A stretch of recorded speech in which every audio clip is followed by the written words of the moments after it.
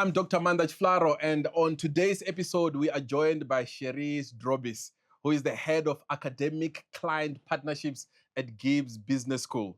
With over 25 years of experience in leadership, career management, and executive coaching, Charisse shares her insights on how we might navigate our careers in a digitally disrupted world and how we might build personal mastery for long-term success. Charisse, welcome to SuperLead Podcast. Thank you very much. It's great to be here, Maanda. Oh, awesome. So, our journeys, our journeys crossed many years ago, and now we are back working in the same institution. And recently you gave such an amazing talk in one of our events to a point where I thought, okay, maybe let's just have you here. We sit down, we unpack it some more. But just before we get into navigating careers in this digitally disrupted world, just a bit about, you and what you're currently doing and the many years of experience you have. I've been at GIBS now for just over 2 years. Lovely. And it was one of those moments where you get an email that says, we have a really interesting role. Yeah. Would you be interested to have a chat? I'd been at Wits Business School for 22 years. Sure. It's been that long. Yeah. And I think I'd become part of the bricks and mortar of the institution.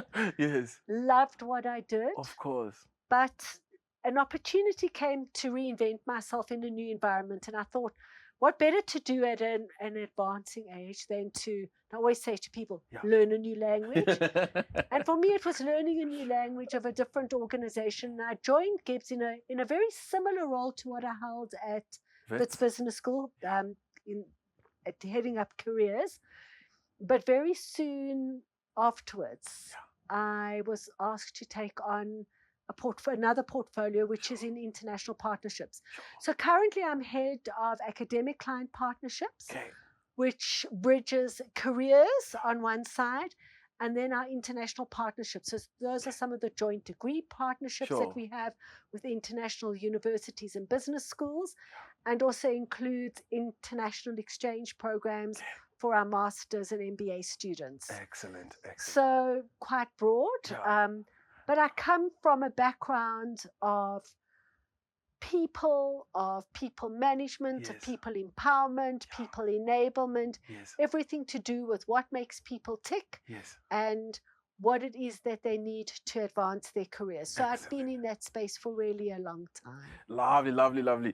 And in this podcast, we typically go back into your background and we talk about how you grew up and all of that stuff. Maybe we have another episode to do that. But for today, I want us to spend as much time as possible on just this idea of navigating careers now, especially for those that are coming into the workspace. You set a beautiful context when you gave a talk, and I'm just curious if you can just lay the land again. Where do we find ourselves? How did we end up here? With the skills, we have got so much of skills coming in, and there seems to be a mismatch. Just kind of help us paint the picture.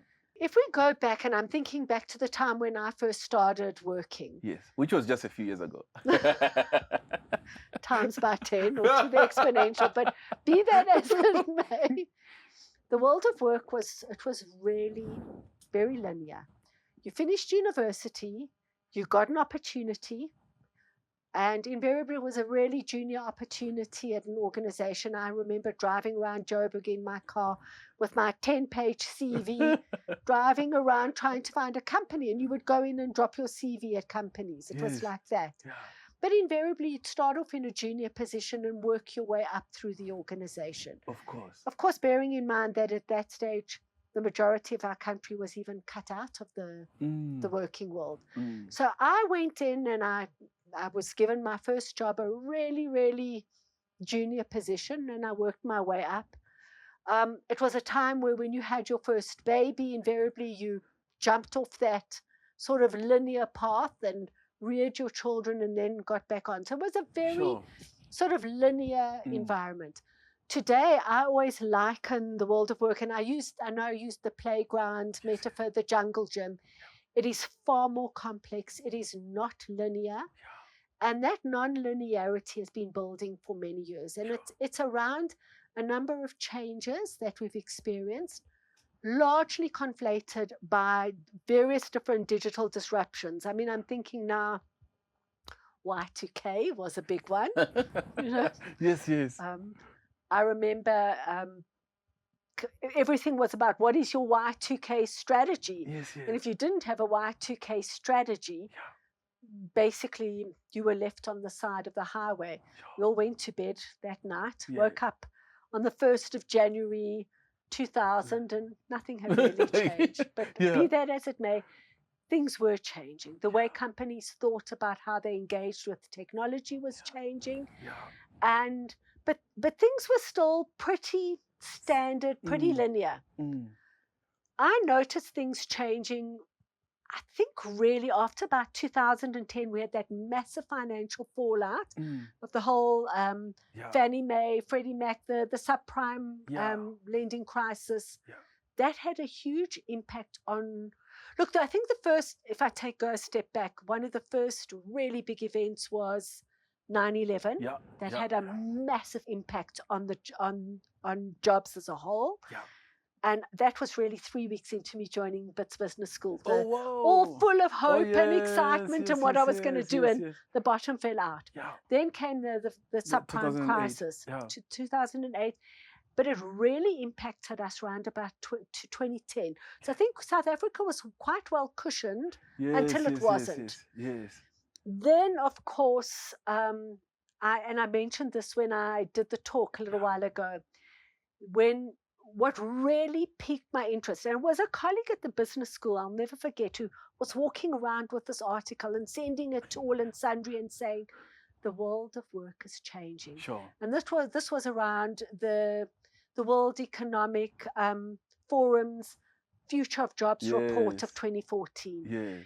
And why that just, it just was such a big thing, because I think suddenly people started understanding that the world of work was going to change.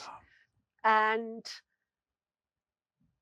people started, there were all these videos about the robots that were taking over, going to take over. And but people didn't quite understand what it was about. But we knew that in a big way, change was going to be led by AI, by robotics, and by massive waves of disruption in the digital space.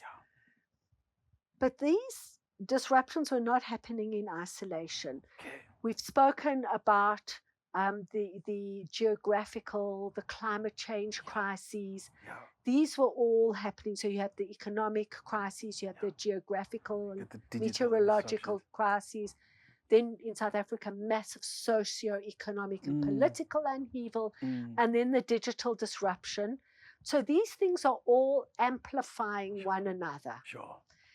And the market starts tightening up. But still, things were done fairly typically. You loaded your CV onto a portal, somebody read it, you went for interviews. It was fairly linear. Without a doubt, COVID changed everything. It accelerated things at such a rapid rate. And I mean, I remember reading there was an article and a video, but a really interesting article called The Future World of Work in 2030. It was called The 4 Worlds of Work in 2030. Forgive me if I have the title incorrect. It was published by PwC. The consulting companies often publish these really interesting articles. And they spoke about the tensions that were occurring in the world. And depending on how we responded to those tensions, we'd see different sort of changes in the world of work. And they spoke about a red world, a blue world, a yellow world, a green world. COVID took that report and it accelerated it to the present time. We had to, and I use the word pivot, but everyone had to pivot, and every single business pivoted. And suddenly what we thought was 5 or 10 years away, well, 2030, it was brought forward by 10 years. Already companies were thinking of, how do we scale businesses? How do we use digitization or digitalization to scale business? But COVID really pushed that. Yeah.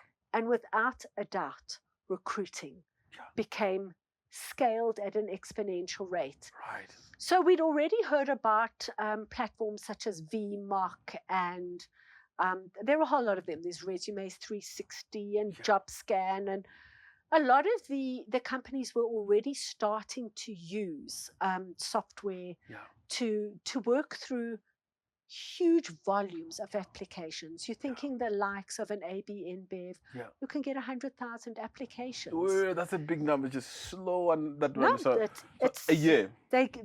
When they put out a graduate program. To get how many people? I think with their global management trainee program, I think they're taking about 200 globally. And they will get 100,000 CVs. Absolutely. What you have to do, I'm trying to think in 20, I don't want to go into dates, but probably about 5-6 years ago, they were really filtering about 60,000 applications down to 100 candidates. And they used software to do this. Okay. And really, you build in sophisticated software that funnels candidates, and it uses different layers of testing. And all of the big companies use that now. The big banks use it. They get tens of thousands of applications. So I must tell you a story. I did this so badly. We were looking for 50 graduates in one of my previous employ. And so I sort of sent a couple of WhatsApp messages to maybe 3 or 4 WhatsApp groups. Maximum, the size of the group maybe at 15. I sent it to another one with about 6 people. So from that afternoon, I could not read my emails. No, absolutely. Because there was a CV coming almost every 3 seconds. Because for a day or two. Each person refers to somebody else. And I suppose that's the power of networking at first, second, third, fourth levels, however. I mean, that's how businesses have made millions of rands through direct selling techniques. It's a similar principle. But I was just blown away by the sheer volume of, I can't read emails for 2-3 days because I made a mistake. I put my real email address. Instead of putting a response handling email address. Yes. Because I thought, I'm going to just send it to a group of people and say, hey, we're looking for 50 graduates, if you know a few, here's my email address, exactly the one that I use for day to day. I could not. You could not breathe. Now, can you imagine an organization who has to filter tens of thousands of applications? And really, we have tens of thousands of graduates who are unemployed. But the minute something goes onto a platform, it's accessible globally. So this will happen if you put something onto LinkedIn. There's a global piece too. There's a global piece too. So what happens is, if AB InBev is into advertising, that will be global. Goldman Sachs, and I think I related the example, had 360,000 applications for, it was just over 2,000 internships. So this is the numbers. So you can't filter it. There aren't enough people and enough time to filter it. So companies have become really successful at designing the software that they need to use that is really aligned to the kind of talent they're looking to bring in, the kind of problems and challenges they're looking to solve, kind of backgrounds that they're looking for. It's all built in and it gets filtered. Now. But here's the challenge. Yes. Let's go. Here's the challenge. Yes. If you have someone like me standing in front of a graduate class that starts sensitizing that class to how it is they have to think about optimizing their applications for this really complex world, it's a challenge enough for them. Sure. Think of some young kid somewhere in the sticks who has limited access to time on a computer, who doesn't have somebody who's really invested in his or her career, who doesn't have the language model and the ability to apply the thinking of how to, I don't want it sounds like a terrible thing, but how to play Yeah. the ATS game. And you don't really want people to play the game. You want them to be ahead of that game. Yes. But it really requires a very deep think about yourself, Sure. your value, Sure. and how it is that you can articulate your value to a prospective employer Yeah. in such a way that they understand almost in split-second timing Sure. that you will be able to come into their organization, solve the problems that keep them awake at night, Yeah. help them to take advantage of the opportunities presenting in the market, Yeah. using your qualifications, your background, your skills, and your attributes. Okay. Now let's talk about that. So I'm 350,000 CVs, 2,000 opportunities. How do I make mine stand out? I think the first thing, and this is where a lot of people, I don't even want to say young people, where a lot of people struggle, is they haven't done sufficient research into the organizations that they're applying to. So they have a very little understanding of who is the organization? Yeah. What are the challenges that keep the CEO up at night? So what are the challenges that keep Maanda up at night? Sure. But not only what are the challenges that keep Maanda up at night, what are the challenges that keep Maanda's clients who he services up at night? Sure. Because the thing is, when you're bringing someone into your organization, you're not just thinking about what value will they add to me. You're thinking of your client. And this is the kind of thinking I always say. So you've got to really think about yourself in a deep way. You've got to unpack all of your skills, your qualifications, and your attributes. And then you have to think, if that company is looking at my application, can they draw a line from that particular job, the company, the department, the kind of work that I'll be fulfilling, and how it is I present my CV?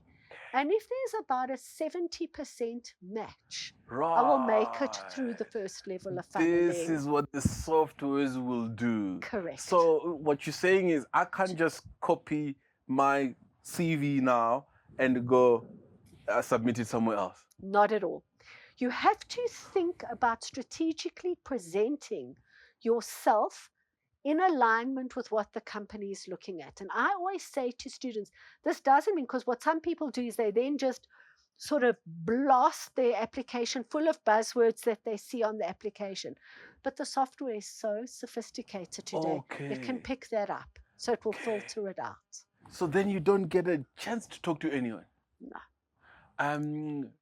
Right. So it's complex. It's really, really difficult. And what it's doing is it's challenging enough for a student at a top business school, say a GIBS student, a person who's already working in a really good organization. Can you imagine what it's like for a young university student in second year whose university doesn't even have the finances to equip a careers person? And then now this graduate, I remember when I graduated, all I had were marks. Yeah. And maybe the fact that I volunteered at some other things and I did something. So now how do these new graduates distinguish themselves? So I think the fact you already have spoken to the fact that you did some volunteering. Yeah. So you always want to look at some of the other things that you have on your CV that align with the company's value system. Okay. So you know that if you're applying to a certain company and you really understand what their value system. Let's give an example. Say you're applying to Discovery Vitality. Yes. If you regularly run marathons, you already have something to speak about, because the person who's hiring you, chances are every week they're participating, because it's part of running. It's part of the philosophy, it's part of the value system. So you already have something that the person who's looking at your CV says, this person is invested in their health. So at the end of the day, they're also invested in what we're invested in, making people's lives better. Right. So what you're saying is, my interpretation, if I look at the companies, I go, I think I want to work at Discovery Vitality. Mhm. First, I probably even need to align my lifestyle now and then go signing up to some of those. Can't do you any harm to sign up for a gym.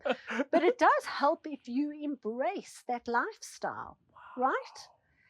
Because already then when you're sitting in a meeting with a Dinesh Govender or some, and he's speaking, or Adrian, you can connect with what they are saying. Yes.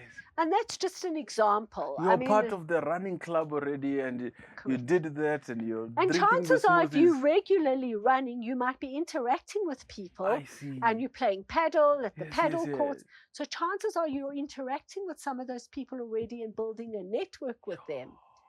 And that's also quite a big thing. Okay, let's hear. So I'm not saying you have to. I'm very aware of people being authentic. Good. And each person needs to find a place where their true and authentic self can live out their best life. Because you bring your whole self to work. So if you have created this persona in order to get hired by Investec or by SuperLead Advisory or whatever the case is, if that's not who you are, you're going to have a heck of a hard time keeping up this thing. I see. You want to go into an organization that, I always say to people, that feels like a comfortable item of clothing and not like an itchy, scratchy jersey, right? Because if you're sitting at work and you feel like you're in an itchy, scratchy jersey, you start feeling suffocated by it. But it is important to do enough research to see where the alignment is, to look at the profiles of people who work at those companies. What do they have in their backgrounds? What have they done to advance their careers? Following them on LinkedIn, connecting with them, and building a network that shows that you're actually interested in the things that they are interested in. So it's not just dropping the CV. You can't do that anymore. So there's a lot more self-reflection about me. Who am I? What makes me happy? What kinds of environments and companies should I consider working there? And then doing research on the other side, rewriting the CV, this tool of introduction in a way that allows for this connection to be visible. Yeah, because that is really, really important. And if you are an outstanding candidate who's got an actuarial science degree, cum laude, and you've been, you were the captain of the rugby team or the cricket, you know how it is. Yeah. Some of those candidates get fought about. They get fought over, regardless, because they're just those candidates. There's just like 3 of them. And you have them. Yeah. You have them. But they are really the outliers. For everyone else, it's a lot of hard work. It's a lot of investment. It's a lot of showing up, listening, learning. The days of just dumping an application on each and every portal doesn't exist anymore. Additionally, when young graduates are applying, invariably there's a level of testing already that when they first upload an application. They're going to have to do some kind of test. And then some of them are being filtered out. Now let's talk about, let's say you've got this beautiful, well-documented CV. And before maybe we get there, who can help my nephew write this document? So, and this is the thing that always saddens me. There are so many resources on the net. There are so many resources. And I mean, I was actually showing somebody today. There are different platforms, but there's one platform in particular where you can do 5 CV uploads to get feedback on your CV to optimize your CV. Very good. So you'll have platforms that. Very good. I generally am against using a plug and play template. Particularly if it's got a big photo and lots of icons, because applicant tracking software doesn't like those things in any case. So a lot of young people go to such trouble to have this beautiful CV with this beautiful photo and all these pictures and white print on a black background, and the software can't see any of it. I see. So it's actually a very simple, well thought through application Okay. that is required. Okay, while you're there, maybe some do's and don'ts at the back of what the fact that you're going to be screened by some of these AI tools. Maybe if you have 2 or 3 more do's and don'ts. So I think the first thing is to have a fairly linear CV that reads from left to right, because aside from the fact that as a human being, we read from left to right. Yeah. Tracking software scans from left to right. I understand. So that anything that takes it off its path, like a picture, like an icon, like a misplaced block, takes it off its scanning capability. So you want something that documents from top to bottom and left to right. Okay. That's the first thing. Wow. You want to use language that articulates what you've done, how you've done it, and the impact that you've delivered in an organization. And I always say to somebody, you need to contextualize your experience in such a way that the reader, which might be software, has a sense of your stakeholders that you added value to. Yeah. The people, and those would be internal and external stakeholders, right? Yeah. And it also wants to see you quantify, if possible, your value add. So instead of saying, I developed and implemented strategy, you will say, developed a number of key strategies or key go-to-market strategies for the organization that resulted in a year-on-year increase of market share of 10% or something like that. Because then, and if you can speak to the industry sectors, the type of clients, if you say to me, I worked, I was a marketing director, and then I was responsible for strategy execution, for managing the team, like those bullet points that we see. But those don't really mean anything. But if you say that I led 7 major campaigns, or cross-border campaigns to embed our organizational brand in 7 African countries, which resulted in X percentage increase year on year. Suddenly you're changing the understanding that the company has of your value, because you're contextualizing the scope and the complexity of your engagement. And also, you're quantifying your value add. If you sit with someone, Maanda, and you're having a discussion around a bonus, and a person says, well, Maanda, I've really done brilliantly. I've worked so hard. I've added a lot of value. I'm a hard worker. I'm a team player. Can you give me a sense of what your contribution was? And it's quite difficult to think of ourselves in that kind of way. But it's really important, because so many people miss out on vital information. So I think that is quite important. And you have to think of your CV. I had a meeting with somebody the other day, and her landing line was, and I hope she forgives me if she hears this, I am a coach, and I think she said a business process strategist. I said, it's wonderful that you are a coach. Yes.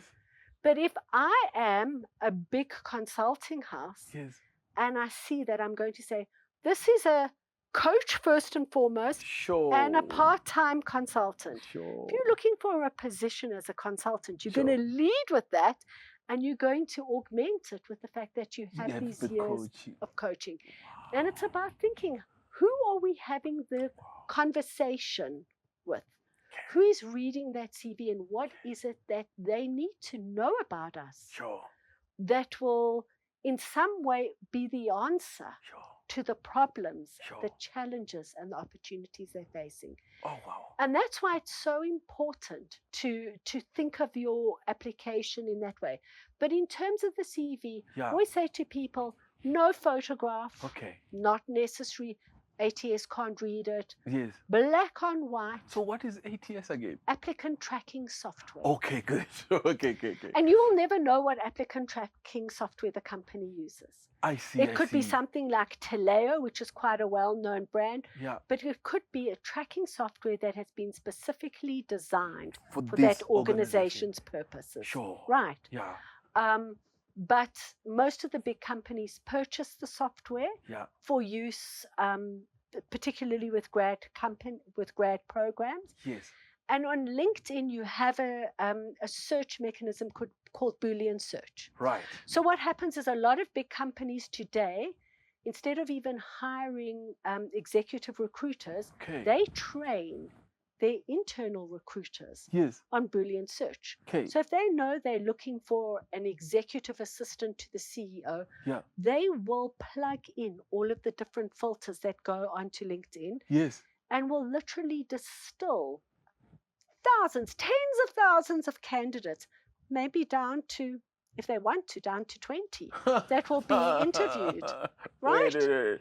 So now, we've spoken about what has happened to the CV. So LinkedIn. But we're going to come to LinkedIn now. But did we finish? Because you said you must write simply, left to right, unless maybe if it's Arabic. Yes, of course. Yes, and then you must quantify value. It's not enough to just say I'm a team player, problem solver. Correct. And this. I don't know if there was a third and the fourth. And then we'll go to LinkedIn now. You can't have tables. You can't have graphics. No graphics. So a lot of people put all fancy graphics and icons and tables and doesn't read any of it. I see. Simple language. Okay. Simple language. So how about big words? Like I'm like supercalifragilisticexpialidocious. I always say to people, where a simple word can explain it, don't use the big words. And you know what happens? People are trying to distinguish themselves. So they go into a thesaurus and they find these really fancy words. And the problem with those are the words that are used by these scammers who use that fancy language. If anyone writes to you in kind of Shakespearean language, chances are they're sitting somewhere in a dark room scamming you. Sure. So I always say to people, use modern English, use simple English, but think about it, because if you overuse certain terms, the scoring software knocks you down. Right. So for me, the word super might get me scored down. Team player. Okay. Passionate. Yes. Seasoned. Seasoned, I'm not so sure about yet. I don't know. How about enthusiast? I'm an AI enthusiast. I think that might be okay. I actually don't know if it would score you down. Okay. But if you actually go into something, say like JobScan or one of those CV scanning, resume or CV or resume reviewing software platforms. Yeah. They might say, rather don't use that word. Okay. They will tell you. Okay. And the interesting thing is, I mean, I can now see if someone has sent me an ATS written CV. Oh. So just by the way, as well written as your CV might be, if it smacks of ATS, and ATS, it's all around the word patterns. So you've got to go in once you've had the assistance from whether it's ChatGPT or one of these other platforms. Go in and actually say, does this sound like my language? Sure. And can I change it up that it feels more authentically me? I don't know if you've ever used ChatGPT to refine communication. Yes.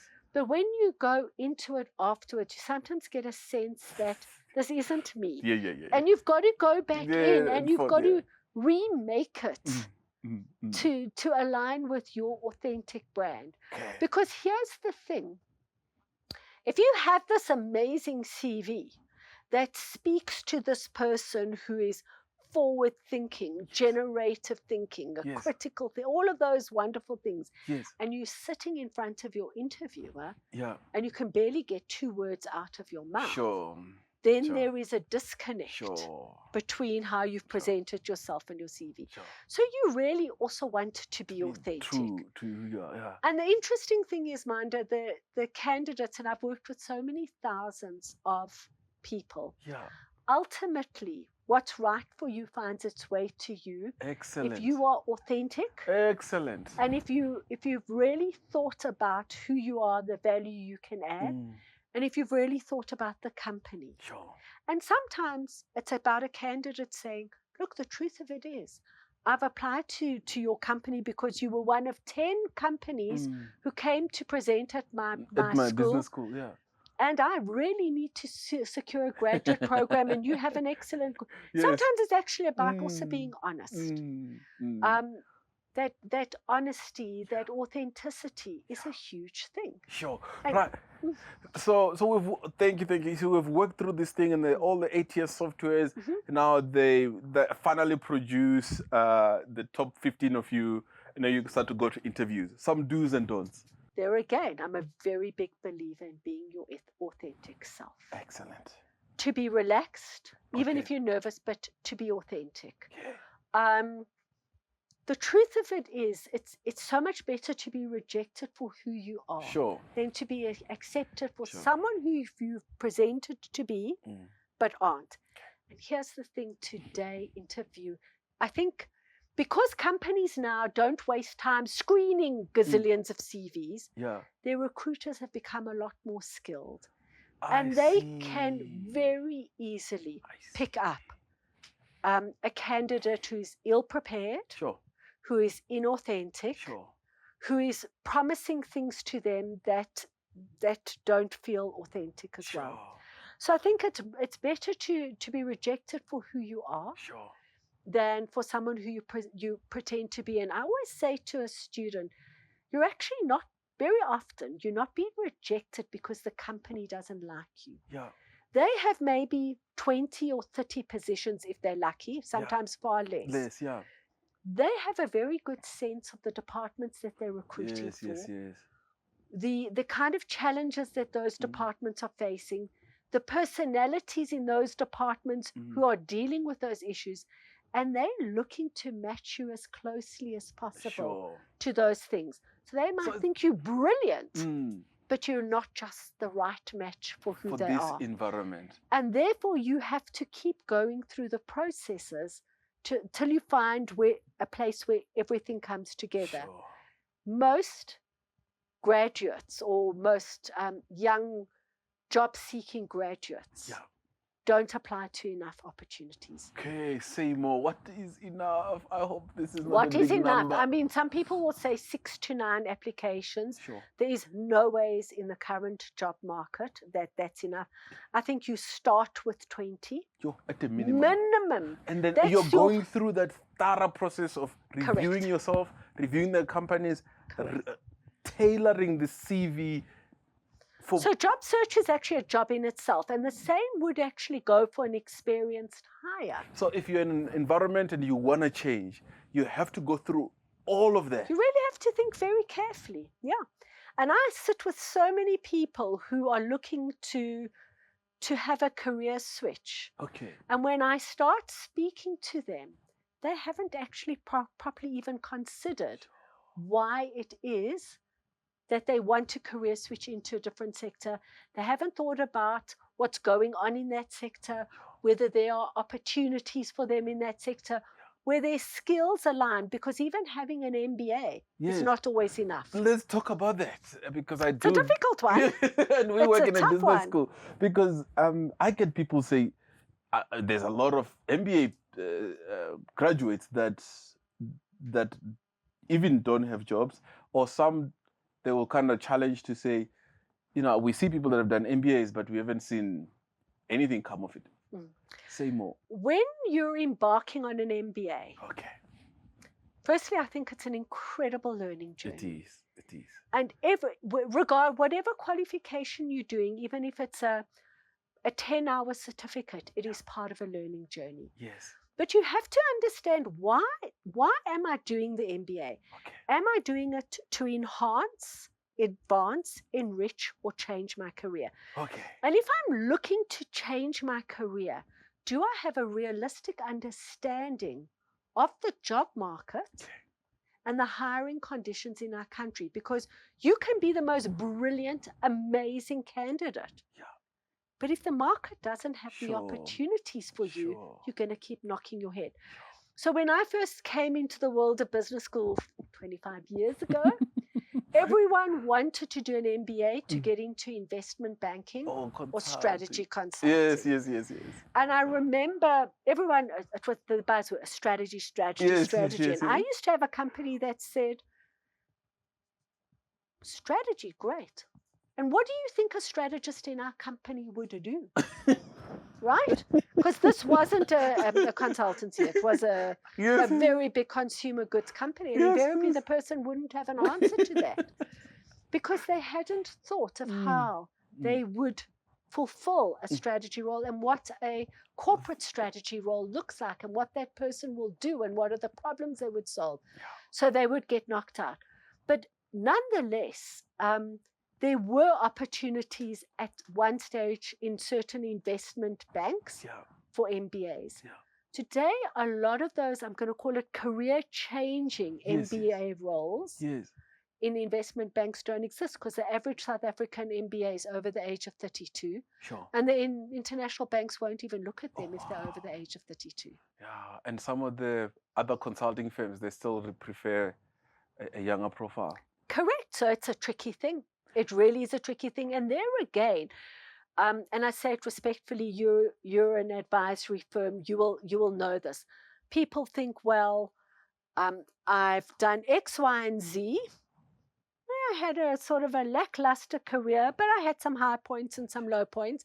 I'm now going to do an MBA. Yes. I'm going to ace it, and they do really well. Yes. And then they apply to an MBB. Yeah. McKinsey Bay and BCG kind of thing. And they say, well, you got a D for maths in matric. And they say, well, that's what happened to me in matric. It doesn't count anymore. But to that organization, it does count. Why? Because they have a precedent of candidate that works really well for them. I'm not saying it can't happen that you get in with that D in matric. Maybe you go through and you pass the tests and you do really well. But the truth of it is they have an incredibly onerous process. And maybe 1% go through to the final interview. And even then, they sometimes don't make it. Because those organizations are looking for a specific skill set. And it's supported by a very strong quantitative ability. So the fact that you've done an MBA and you've done some quant subjects doesn't mean you can solve those problems, the quantitative problems at the level they need you to. And people become quite defensive. And I always say to them, there are loads of other consulting companies where you can build a brilliant career track and the person is kind of rigid. I want my MBB. Yeah, exactly. So, and then they find themselves disappointed because they haven't properly understood that an MBA changes the way that you think, but you've still got to be able to apply that learning into the organizations, and you have to understand it's not just about I want what I want from my career, but where the match sits between what you want from your career and what the organization needs you to deliver. Right. So that is sometimes really challenging. Okay, so it's not just a foregone conclusion that I'm in a mine, I wanna change, I'm gonna do an MBA, I will end up in the sentence streets for working for one of the banks. Not at all. Sure. And you actually, and what happens is people get really disappointed, and then they'll eventually make a meeting with me, and we'll have a meeting, and I'll say, have you thought about this possibility? Have you thought about that possibility? With your mining background, you might be able to go to something in a bank, but it might look different. With your mining background, you certainly could go into consulting. It might look different from what you thought it might look like.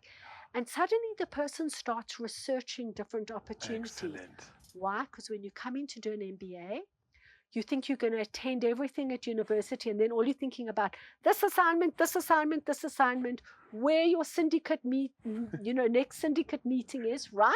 Your syndicate member who's sort of not performing to par, the test, the assignment, the research paper. You haven't attended a single one of those wonderful networking forums that we host. You haven't come to career sessions. You haven't engaged with any companies. So your understanding of the market and where the opportunities exist for you is actually quite limited and limited.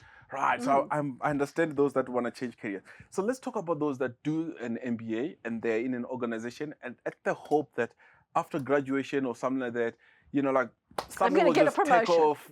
They're going to be in the C-suite. There's the greatest disappointment. Sure. Why is that? Because an investment in an MBA doesn't pay off the minute you finish that MBA. It pays off very definitely. I've seen incredible successes. However, if you have performed badly in your organization during the time that you're doing your MBA, which is very much possible and has sometimes happened, chances are you might find yourself on performance management rather than the upward trajectory. So I say to people, it's quite a difficult, there are different views on this. You have to have a really good conversation with your seniors so that they understand also why you are investing in this MBA. It helps to have an employer who's invested in that MBA as well. That is a different story all on its own. For so many companies, we're behind you. And yes, we support you until you leave at 4:30. And they're like, really? Working half day today, right? And then you're like, I've got a syndicate meeting. Exactly. And you need to take leave to do your electives and they're not happy with you.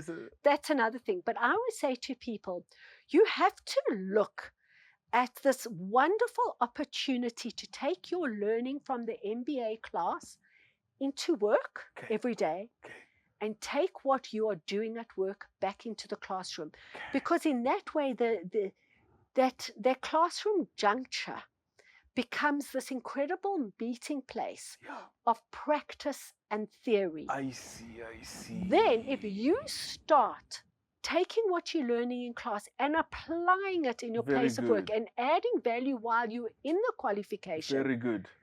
You don't need to have that conversation at the end of your MBA. I now have an MBA, so I want to be promoted and I want you to double my salary because I've heard that MBA students can double their salary. That doesn't exist, by the way. You need to be showing value all the time. Throughout. And that way, your company is going on this learning journey with you, seeing the changes in you, seeing your value add. They're going to want to promote you. Of course. They're going to want to sponsor you. They want to bring you into the places that you need to be. So you have to add value throughout the MBA. You can't put your career on hold just because you're doing your MBA. And it's a real challenge because good MBA schools are demanding. Right? They are. And so the paper itself, it's not, it doesn't qualify you. It doesn't guarantee you anything. Look, I think, colleagues of mine referred to it. It used to be, the metaphor of the golden elevator. Yes. No, I think what it is, it's an incredible opportunity that changes your way of thinking. Now, if you think about if your thinking changes, the way you solve problems will change.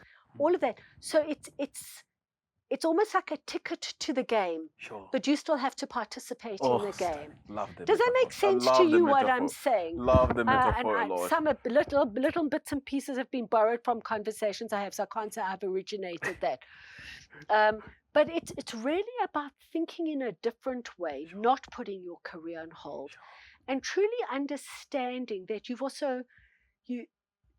got to demonstrate the value that MBA has. Excellent. Unless your company, but even if the company has said, we're going to pay for your MBA, I've had conversations with students who are being sponsored to do their MBA, whose companies are very unhappy with them. Your performance has dropped down. You're just not there. Your energy is low. You've brought nothing novel. Sorry. We're dropping you down. You were a 4, you're now a sort of a 2 or a 3. And we're watching you very carefully. You need to up your game. It's traumatic. It is. And it happens sometimes to good students. They can't help it. They become immersed in the learning. And then So you have to balance Sure. both. Sure. Because companies are delighted to sponsor you on your MBA, but they're actually not expecting your performance to deteriorate. Oh, okay, that's a big one. Now, so a couple of key other questions, especially around navigating career. Tell me a bit about networking. How do we network in this day and age? There used to be all these networking events. Yes.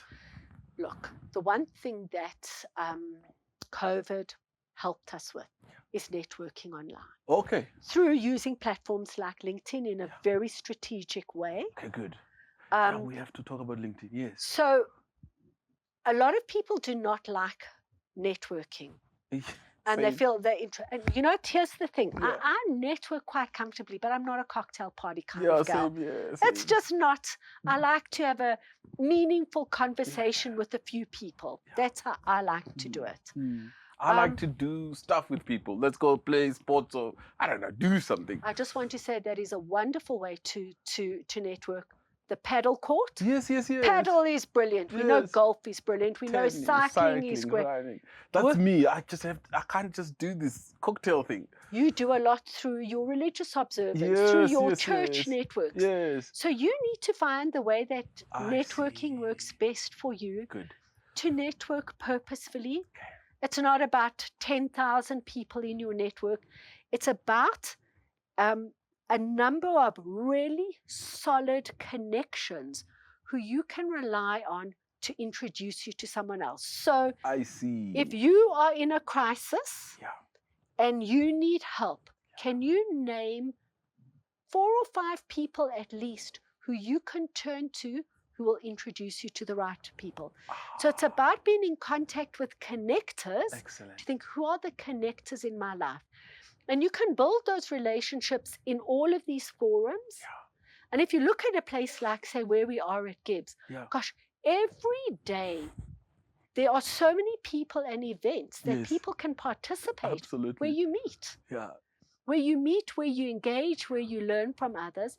But online networking is really a very good way to network as well through LinkedIn. Let's talk about what must LinkedIn etiquette and all the do's and don'ts. Okay. I speak to people and they got just a picture and the current role and nothing. And then you also have others that are just like resharing everybody's articles. How do I handle LinkedIn? So I think there again, it's number one, it's about authentic. Your authentic self. Good. To remember that LinkedIn editors, number one, also they will select what they want, the stories they want to run with. Okay. They're very attuned to people who overshare and who are forever posting other people's stuff because they're looking at those people and thinking, is there any originality in this? When I say they thinking, it could be a software, an AI-led device. I think the big thing is to have a complete LinkedIn profile. Good. Step number 1. Because the thing is, you want to be discoverable. Okay. And in the same way, you want to be discoverable. So your LinkedIn profile should have the information that other people who are looking to connect with somebody who is the CEO and founder of a leading advisory firm that operates in X, Y, and Z sectors can discover you. Sure. Right? Sure. Okay. So I like the how that just flew. I think we need some updating to do. Shami, please. LinkedIn is quite skills focused. So you want the skills that you have to offer to be front and center. And that today, LinkedIn has a whole lot of AI-led prompts that help you to actually ensure you have that information. Excellent. It even helps you to do your LinkedIn resume if that's what you want. Right. So it's about the skills. You want to have some highlights there. A little bit of personableness. So LinkedIn, a CV is not chatty. Yes. But LinkedIn allows you a space to bring a little bit of yourself. Good. So maybe you're a father, you're a family man, you're a person for whom spiritual observance is very important, or maybe health, well-being, and fitness is core to who you are, and that will also come in some way on your LinkedIn profile. Yeah. Okay, so that's the first thing. The next thing is when you're connecting with people. Right. So I get a lot of people who want to connect with me. Yes. And I just know it. They're going to connect with me. And the minute they've connected with me, they're asking me for something. I won't answer that.